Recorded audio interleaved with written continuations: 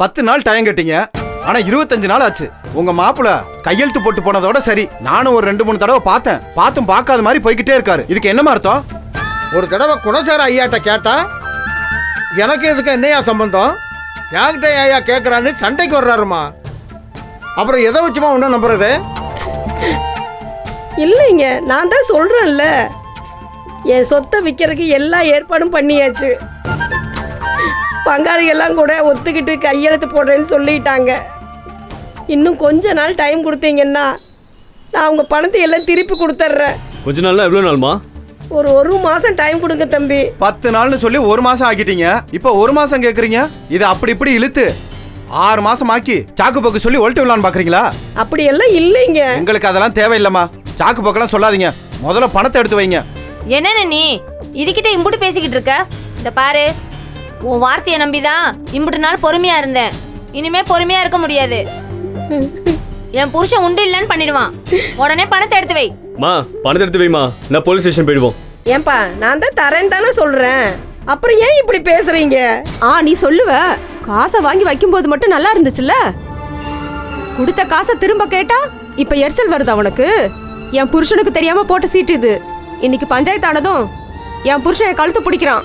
நீ உன் கூட்டாளி எடுத்துட்டு ஓடிட்டான்னு சாதாரணமா சொல்லிட்டு உன் சோழிய பாத்துட்டு இருக்க. எப்படி சோறு இறங்குது உனக்கு? என் வயிறு எரிஞ்சு சொல்றேன். என் காசை மட்டும் ஏமாத்த நினைச்சா நீயும் உன் பிள்ளையும் நல்லாவே இருக்க மாட்டீங்க. இப்ப எதுக்கு என் பொண்ணை பத்தி எல்லாம் பேசுறீங்க? நான் குடுக்கறேன்னு தானே சொல்றேன். ஏமா கோவப்படுற? உண்மையை சொன்னா கோவம் வருதா உனக்கு? அண்ணே, இதெல்லாம் சரியா வராதுனே. ஓடி போனவனோட கூட்டி சேர்ந்துக்கிட்டு இதுவே களவாணித்தனம் பண்ணாலும் பண்ணும். இத போலீஸ்ல சொல்லி தான் விசாரிக்கணும். அட இழுத்துட்டு வாங்கம்மா, போலீஸ் ஸ்டேஷன் போவோம். ஆமா. அண்ணா, நீங்க போலீஸ் ஸ்டேஷன்ல போனா நான் என்னதான் பண்ணுவேன்? கொஞ்சம் பொறுமையா இருங்களே. ஏமாத்திட்டு போறேன். எப்படியாவது பணத்தை நான் கொடுத்துறேன். வண்டி நிப்பாட்டுங்க. கொஞ்சம் பொறுமையா இருங்கண்ணா.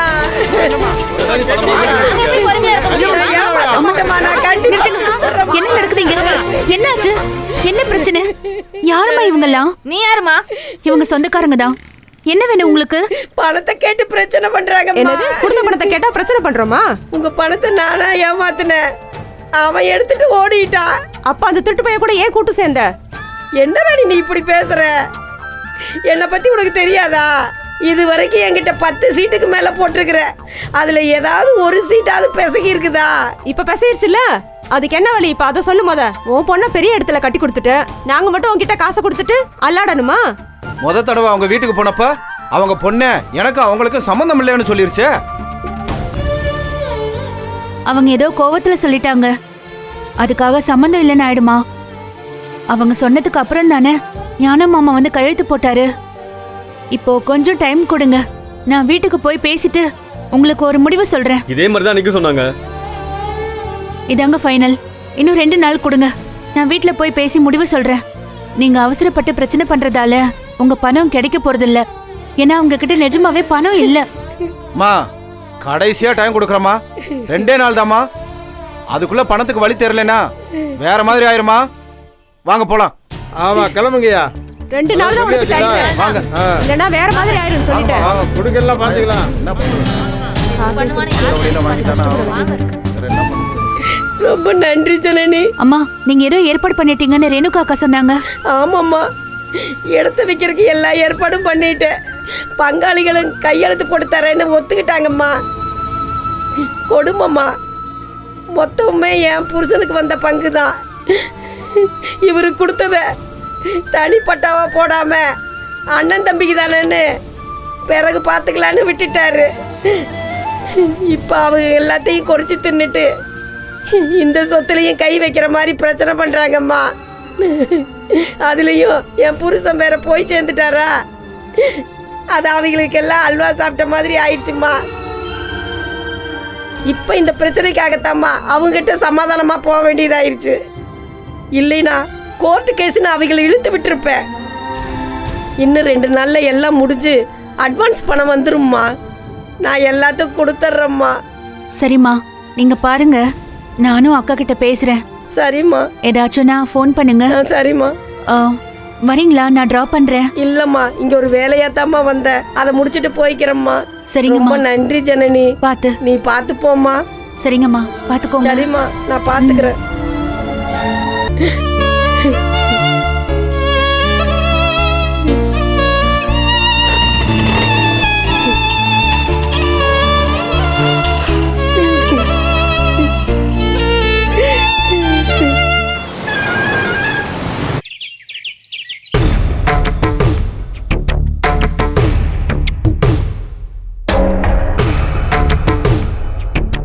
நந்தினி, ஜனனி வேலைக்கு கிளம்பி போனவ இன்னும் வரல.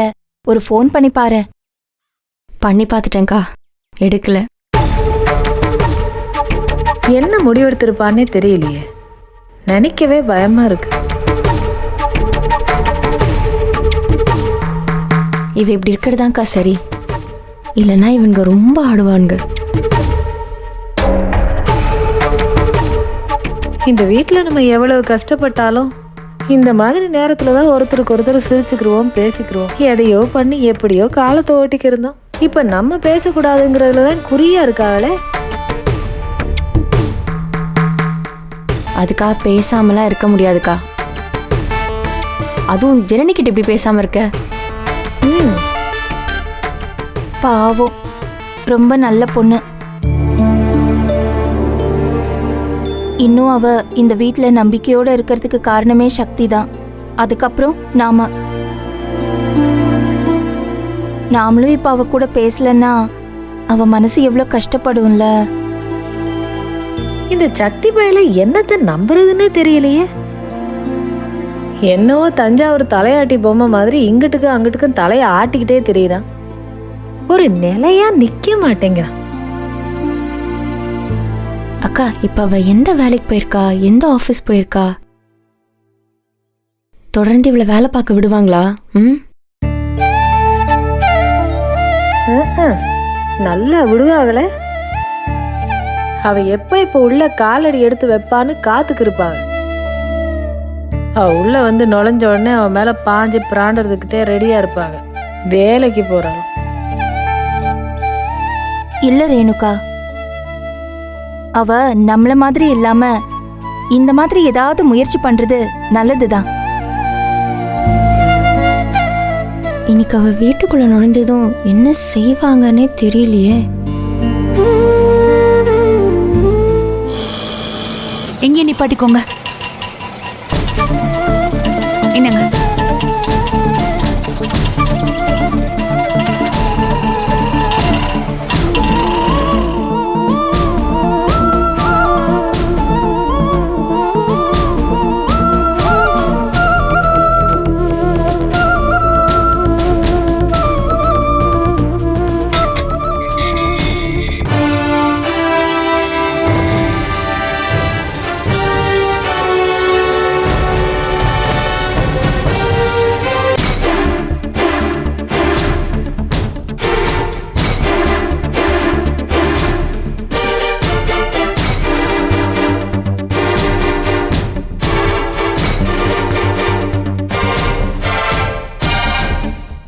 ஜனனிதான்க்கா.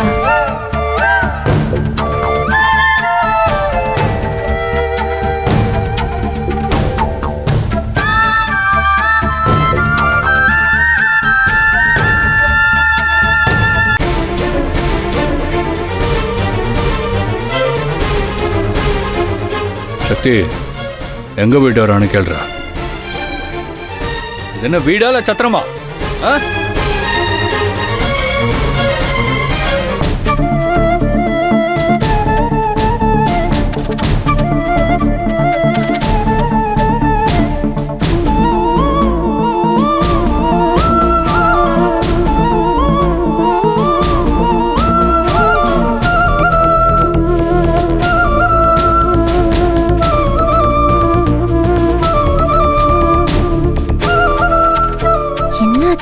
ஏன் ஒரு மாதிரி இருக்கா?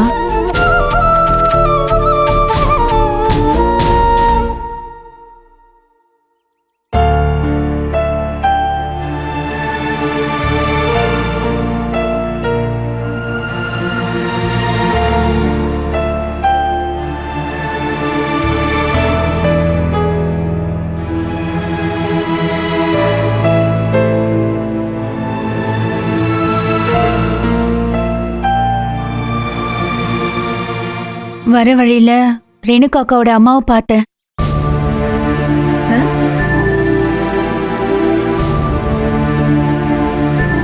அட எடுத்துட்டு வாங்கம்மா, போலீஸ் ஸ்டேஷன் போவோம். அண்ணா நீங்க போலீஸ் ஸ்டேஷன்ல போனா நான் என்னடா பண்ணுவேன்? உன் பொண்ணை பெரிய இடத்துல கட்டி கொடுத்துட்டு நாங்க மட்டும் உன்கிட்ட காசை கொடுத்துட்டு அல்லாடணுமா? கடைசியா டைம் கொடுக்குறேம்மா, 2 நாள் தாம்மா. இல்லைன்னா வேற மாதிரி ஆயிரும் சொல்லிட்டேன். ஐயோ ரேணு, கடவுளே, எங்க அம்மாக்கு எப்படி ஒரு பழி, அக்கா எங்க அம்மாக்கு எப்படி ஒரு நிலம் வந்திருக்கு பாரு. யோசிக்காம விட்டுட்டோம்க்கா. எல்லா பிரச்சனையும் முடிஞ்சிடும். ஐயோக்கா, யோசிப்போம்க்கா. இப்படி ஒரு பிரச்சனை வருது. ஐயோ அம்மா, உனக்கு இப்படி ஒரு பிரச்சனை வருது. ஏய், ஏன் இப்படி தலையில இடி விழுந்த மாதிரி அழுதுகிட்டே இருக்க? நித்ரியாடி, ஐயோ ஐயோ ஐயோ, அழாதீங்கக்கா. ஐயோ, இந்த மாதிரி அழுதுகிட்டே இருந்தா கடுப்பாயிருவேன். என்னங்க உங்களுக்கு என்ன? என்னங்க பேசுறீங்க நீங்க? அக்காவோட அம்மா எவ்வளவு பெரிய கஷ்டத்துல இருக்காங்க. ஒரு பேச்சுக்கு கூட ஆறுதல் சொல்லால. என்ன பண்ணுவாங்களோ என்ன செய்வாங்களோ தெரியலையே. நீங்க தானே அன்னைக்கு 10 நாள்ல சரி பண்றேன்னு சொன்னீங்கல்ல? டைம் மட்டும் தான் கேட்டு வாங்கி தந்தாரு. அவர் ஒன்றும் பிரச்சனையை தீர்த்து வைக்கிறேனோ இல்ல பணம் தரேனோ சொல்லலையே. எப்படி பேசுறாங்க பாரு.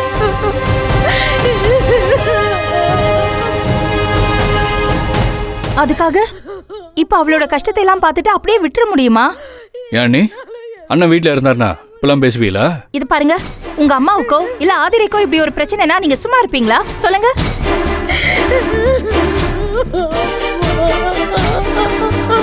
அண்ணி, நாங்க பணக்காரங்க, எங்களுக்கே இந்த கஷ்டம் வரப்போகுது. வக்கு இல்லாதவங்க எதுக்கு வாழணும்? என்ன மனசு. அக்கா, அவ பேசுறதெல்லாம் எடுத்துக்காதீங்க. ஆதிரா, நீ ரொம்ப அதிகமா பேசுற. ஏய், நீ பேசுறது நிப்பாட்டு. உன்னை யாரும் கேட்க மாட்டாங்கன்னு நினைச்சுக்கிட்டு இருக்கியா? பெரிய இவ மாதிரி தேவையில்லாம பேசிக்கிட்டு இருக்க. சக்தி, இப்போ பிரச்சனை அது இல்ல. ரேணுகா அக்காவோட அம்மா பெரிய இக்கட்ல இருக்காங்க. அதை இப்போ சரி பண்ணியே ஆகணும். அது எங்க பிரச்சனை இல்ல. என்ன சக்தி இப்படி பேசுற நீ? ஏய், வாயை மூடிட்டு இரு.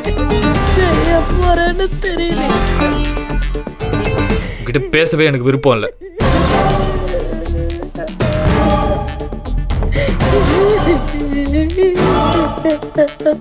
சக்தி, வேணாம் வேணாம் ஜனனி, நிப்பாட்டு. யாரும் எங்க அம்மா பத்தி எதுவும் பேச வேண்டாம். எங்க பிரச்சனை நாங்களே பாத்துக்கிறோம். என்ன நடக்குதோ நடக்கட்டும், நாங்களே பாத்துக்கிறோம். உங்களுக்கு சேர்த்துதான் சொல்றேன். ரத்தத்தை பாலா கொடுத்தாலும் உயிர் அறுத்து தட்டுல வச்சாலும் யாருதுல யாரும் ஒரு வார்த்தை சொல்ல மாட்டாங்க.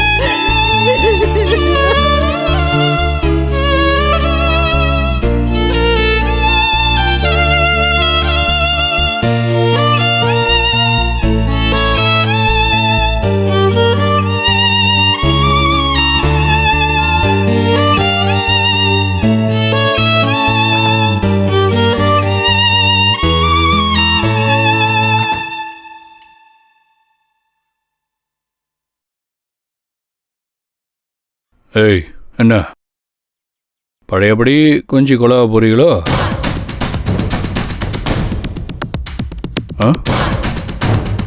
ஏய், ஓ ஓடி.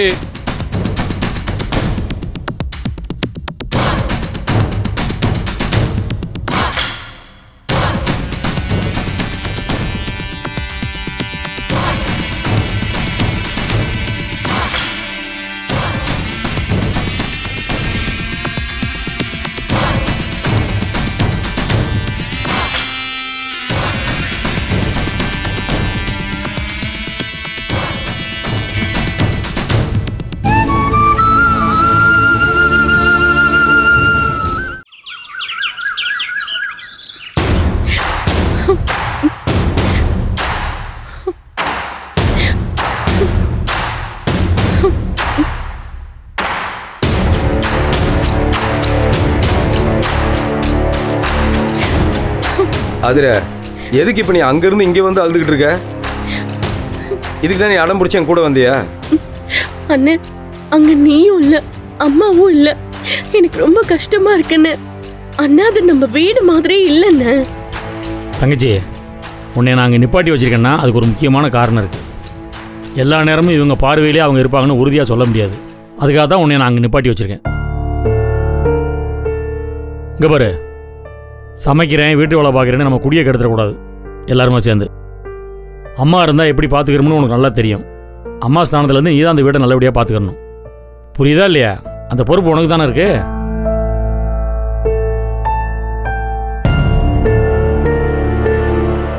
நம்ம வீடுங்கிற பொறுப்போடையும் அக்கறையோடையும் அங்கே இருக்கிற ஒரே பொம்பளை பிள்ளை நீ தான். மற்றவங்களாம் எவன் எக்கடு போனால் நமக்கு என்னன்னு சொல்லிட்டு அவங்க வேலையை பார்த்துட்டு போயிடுவாங்க. நீ தான் பொறுப்பாக இருந்து எல்லாத்தையும் பார்த்துக்கணும். இங்கே பாரு தங்கச்சி, நம்மளாம் ஒரே தாய் வகுத்தில் தானே பிறந்தோம். நம்மளாம் ஒரே ரத்தம், புரியுதா?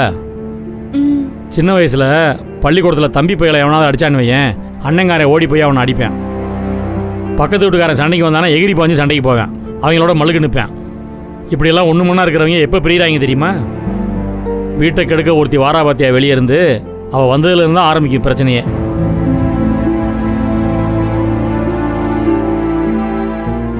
ஒருத்தி இருந்தாலே வீடு ஆடி போயிடும். நம்ம வீட்டில் 4 பேர், வீடு தாங்குமா? ஒவ்வொரு தடவையும் நம்ம வீட்டில் வர பிரச்சனைகளுக்கு காரணம் அவங்க மட்டும்தான். இவங்களுக்கு அதெல்லாம் தெரியாதுமா, பாவம். அம்மாவும் நானும் இவங்களை சூதுவாது தெரியாமல் வளர்த்துட்டோம். ஆனால் நம்ம வீட்டுக்கு வந்திருக்கிற மருமக்கமாருக்கு அப்படி கிடையாது. பணக்கார வீட்டுகளில் மட்டும் இல்லாமல் எல்லா இடங்களையும் அப்படி தான் நடக்குது. ஏ முருகா, ஐயா கோட இந்த வரையா உன் கதையை சொல்கிற. அதை என்னத்தையா சொல்கிறது? தாய் இல்லாத பிள்ளைன்னு அம்புட்டு பாசமாக வளர்த்து படிக்க வச்சேன். அப்புறம் அவன் பொண்டாட்டி வந்தது அவள் பேச்சை கேட்டுக்கிட்டு அவள் பின்னாடியே போயிட்டான்யா. இப்போ நான் அனதையா நிற்கிறேயா. ஏய், இந்த பையில அப்படியே விட்ட தூக்கி போட்டு மிதிக்க வேண்டாம். டேய் ஏப்பா, ஏய் நீ எப்பா கோவப்பட்டு இருக்க? அவன் மையன் அவன் புத்திப்படியா செய்கிறேன், இவன் மருமக பேச்சை கேட்டுட்டு ஆடுறேன். அங்கே பிளக்க பிடிங்கி விட்டா ஆட்டோமேட்டிக்காக பல்ப்பு இங்கே ஆஃப் ஆக போகுது. இங்கே பாருமா, வெளியே இருந்து வந்தவ வெளியவே போகட்டும், சக்தி இங்கே இருக்கட்டும். அந்த மெட்ராஸ்காரியை விரட்டி அடிப்போம் வீட்டை விட்டு, புரியுதா? ஏய் நீ போடா போய் வேலையை பா. சரிங்கய்யா. தங்கச்சி, நம்மளாம் ஒரே ரத்தம். அதை அடிக்கடி உங்கள் அண்ணங்களுக்கு ஞாபகப்படுத்த வேண்டியதாக இருக்குது. அவங்களுக்கும் புரியும், இருந்தாலும் அடிக்கடி உள்ளே பூந்து குழப்பி விட்டுறாளுங்க. அதனால தான் உன்னை அங்கேயே இருக்க வச்சிருக்கேன், புரியுதா? அண்ணன், நானும் அப்படிதானே நினைச்சேன். ஆனா அவங்க நம்ம எல்லாம் சொல்றத காது கொடுத்து கூட கேட்க மாட்டேங்கிறாங்க. எல்லாமே அவங்க இஷ்டத்துக்கு தான் நடக்குது. அண்ணே, ஏதோ இப்போ 2 நாளா கொஞ்சம் பரவாயில்ல. பரவாயில்ல. இந்த 2 நாள் தான் 2 வாரம் ஆகும், 2 வாரம் 2 மாதம் ஆகும், 2 மாதம் 2 வருஷம் ஆகும். அது அப்படியே பழகிறோம், பழக்கிறணும். என்னப்பா என்ன சொல்றிய? அண்ணே, எனக்கு புரியல. அவங்க எல்லாம் சந்தோஷமா அவ்வளவு பெரிய வீட்டுல வசதியா இருக்காங்க. நீ மட்டும் இப்படி கஷ்டப்படுறீங்க. என்னம்மா பேசுற? நான் என்னமோ பிறந்ததுலேருந்து ஏசி ரூம்லேயே வளர்ந்த மாதிரில பேசுற. எல்லா கஷ்டத்தையும் பார்த்தவன், இங்கிருந்து தானே வந்தேன். நான் சம்பாரிச்ச பூமியில் சந்தோஷமா நின்றுட்டு இருக்கேன், ரொம்ப சந்தோஷமா இருக்கேன். உங்களெல்லாம் கஷ்டம் தெரியாமல் வளர்த்துட்டேன், அதனால உங்களுக்கு இதை பற்றிலாம் தெரியல, புரியுதா? இதில் என்ன குறைச்சல்? எனக்கு நல்லா தான் இருக்கேன். சரி, இந்த ஆடிட்டர் கொடுத்த பேப்பர்ல எல்லாம் கையெழுத்து போட்டியா? அது போட்டுட்டேன்னு. ஆனா அது எதுக்கு? ஏமா, உனக்குன்னு செய்ய வேண்டிய கடமைகள் அண்ணனுக்கு இருக்குல்ல, அதை தான் செஞ்சிருக்கேன். சரியா? ஏன்னு இங்க பாரு, நாளைக்கு உனக்கு கல்யாணம் நடக்கும். நிலைமை எப்படி இருக்கும்னு யாருக்கும் தெரியாது, யார் எந்த பக்கம் நிற்போம்னு யாருக்கும் தெரியாது. அதனால தான் இப்பயே அதெல்லாம் பார்த்து வச்சுட்டேன். என்னண்ணே, என்ன பேசுறீங்க? நாங்கள் தான் நேற்று அவ்வளோ சொன்னோம்ல. இருக்குதுரு, நான் யதார்த்தத்தை பேசுகிறேன். எது எப்படி இருந்தாலும் நான் என் கடமையை செய்யணும்ல, அதுக்காக தான் சொல்கிறேன். ஒரு நிமிஷம் இருங்க எல்லாரும்.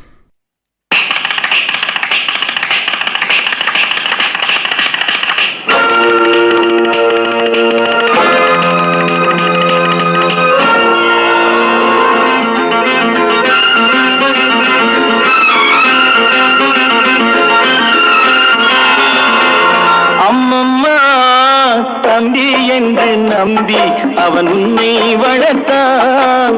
தாய் என்றும் தந்தை என்றும் தன்னை நினைத்தான். தாய் என்றும் தந்தை என்றும் தன்னை நினைத்தான் அது உனக்காக வாழ்ந்த உள்ளம் அல்லவோ, அது உனக்காக வாழ்ந்த உள்ளம் அல்லவோ. அம்மம்மா தம்பி என்று நம்பி அவன் உன்னை வளர்த்தான். அண்ணே, நீங்க எப்பண்ணே முதல்ல வீட்டுக்கு வருவீங்க? அதை சக்தி தானப்பா முடிவு பண்ணணும், என் கையில் இல்லை.